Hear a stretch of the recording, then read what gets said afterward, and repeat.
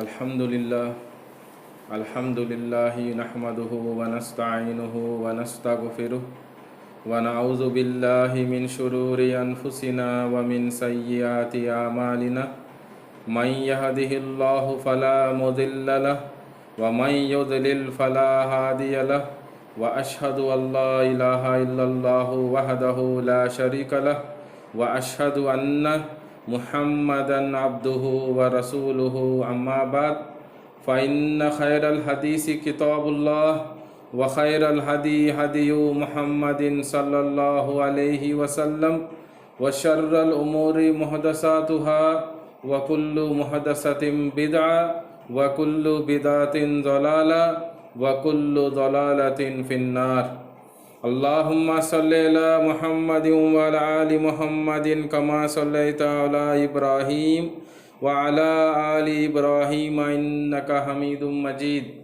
अल्लाहुम्मा बारिक अला मुहम्मदिन व अला आलि मुहम्मदिन कमा बारकता अला इब्राहीम व अला आलि इब्राहीम इन्नका हमीदुम मजीद। क़ाल अल्लाहु तआला फ़िल क़ुरआनिल मजीद अऊज़ु बिल्लाहि मिनश शैतानिर रजीम बिस्मिल्लाहिर रहमानिर रहीम रज़ियल्लाहु अन्हुम व रज़ू अन्हु ज़ालिका लिमन खशिया रब्बह रब्बिश्रह ली सदरी व यस्सिर ली अमरी वहलुल उक़दतम मिन लिसानी यफ़क़हू क़ौली रब्बि ज़िदनी इल्मा। आमीन। Indeed, all praise belongs to Allah. We praise Him, seek His help and His forgiveness. We seek refuge in Allah from the evil of our souls and from the evil consequences of our evil actions. Whomsoever Allah guides, there is none to misguide, and whomsoever Allah leads to go astray, there is none to guide. I testify and bear witness that there is none worthy of worship except Allah alone without any partners, and I bear witness that Muhammad sallallahu alaihi wasallam is the servant and messenger of Allah. And then the best speech is the book of Allah, and the best guidance is the guidance of Muhammad sallallahu alaihi wasallam. The worst of all the affairs are the newly invented matters into the religion, and every newly invented matter into the religion is an innovation. All of the innovations are misguidance. All the misguidance leads to go astray, and all that goes astray is in the fire. My dear brothers in Islam, Alhamdulillah, by the grace of Almighty Allah subhanahu wa ta'ala, we are able to offer Jummah here today. Whereas, if you just browse as to what is happening across the globe, almost all the masajids are closed. Not only Jummah, even the congregation prayers, daily prayers, are being offered at their places of residence. May Allah show mercy upon all of us and make our affairs easy. Ameen. My dear brothers in Islam, today there are so many people amongst the Ummah of Muhammad sallallahu alaihi wasallam who are just performing certain actions pertaining to Islam and thinking that they are doing great things, and they are almost sure of entering paradise. That is the attitude that we see today amongst the Muslim community, except a few people. Now today we are going to learn from the story of a companion of Prophet Muhammad sallallahu alaihi wasallam as to how hard we should struggle to attain the proximity and pleasure of Allah subhanahu wa ta'ala. There used to be a chief of a tribe called Banu Salma in Yathrib, that is Medina. Today we call it Medina. In those days they used to call it Yathrib. So in Medina there used to be a tribe, Banu Salma, and there was this chief. His name was Amr ibn al-Jamu. He was a very generous man, and in his days of Jahiliyyah, out of ignorance, as it was a custom amongst the rich people, amongst the royal people in Medina, to have their own idol, a particular idol for themselves, in front of which they used to prostrate and do prayers. So this man, Amr ibn al-Jamu, he had an idol of a very costly wood, and he named it Manat. He used to offer his prayers very sincerely to this idol, day in and day out. He used to spend lot of time in front of this statue called Manat. And he reached 60 years of age. He became a very old man. At that time, before the Prophet Muhammad sallallahu alaihi wasallam migrated to Medina, he has sent a great companion, a young man, Musayb ibn Umair raziyallahu anhu, to Medina as the first envoy of Islam. He reached Medina. He propagated Islam in such a manner that in a period of 1 year, there was no house left out in Medina without at least one person becoming Muslim from each of the homes. So beautifully he has preached Islam. Young man. He used to simply convey the message. Just listen to me. If you like, you accept it. Otherwise, you are free to reject it. That's how he used to speak. So at that time, all the three sons of Amr ibn al-Jamu accepted Islam. All the three sons. A few days later, their mother, the wife of Amr ibn al-Jamu, also accepted Islam, and her name was Hind.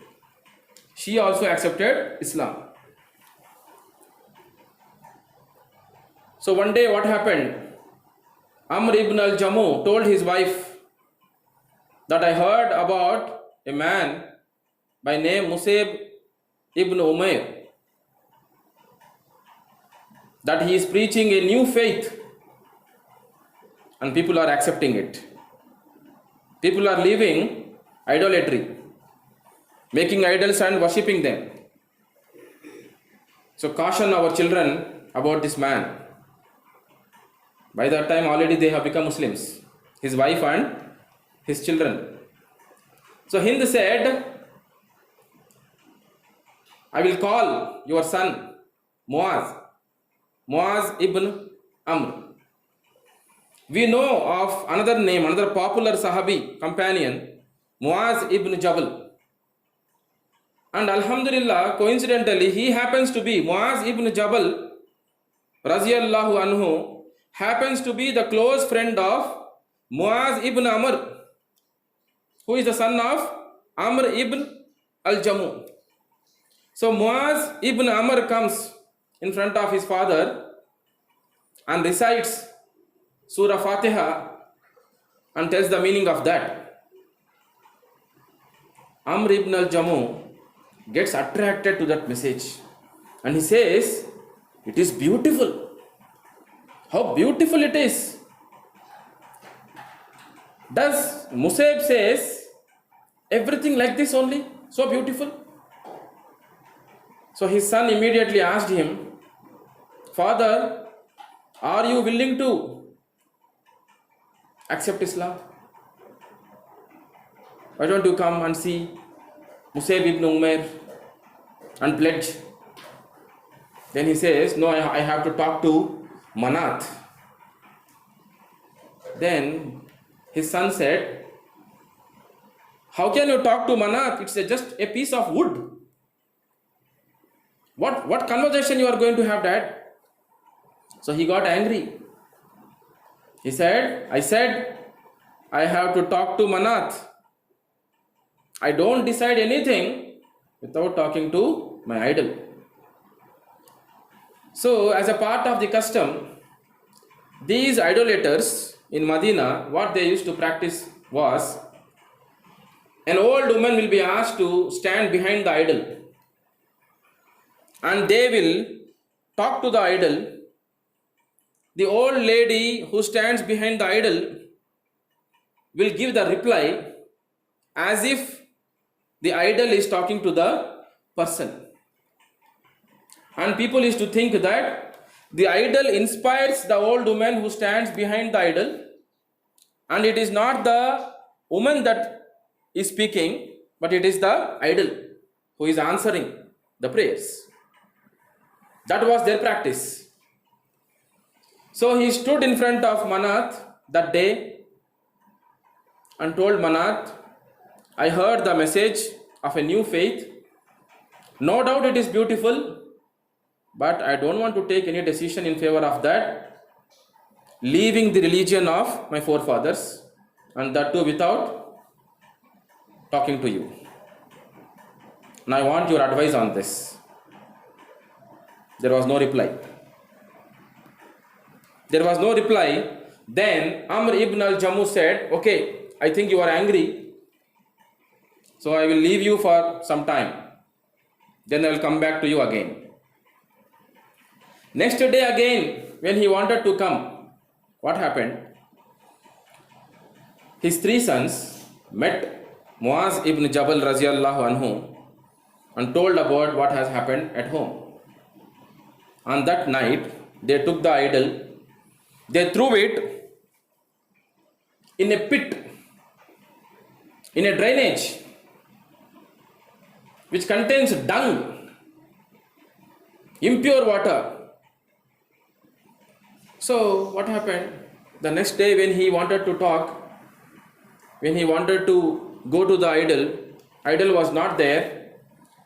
So Amr ibn al-Jamu went in search of the idol and he found it in a pit. And he got angry. He had mixed feelings. He felt sad.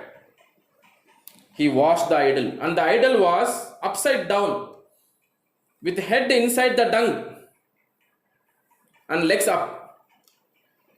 So that might have irritated him a lot. So he washed the idol, perfumed it again, and told to the idol that if I come to know about who has done this to you, I would definitely humiliate those people. No reply.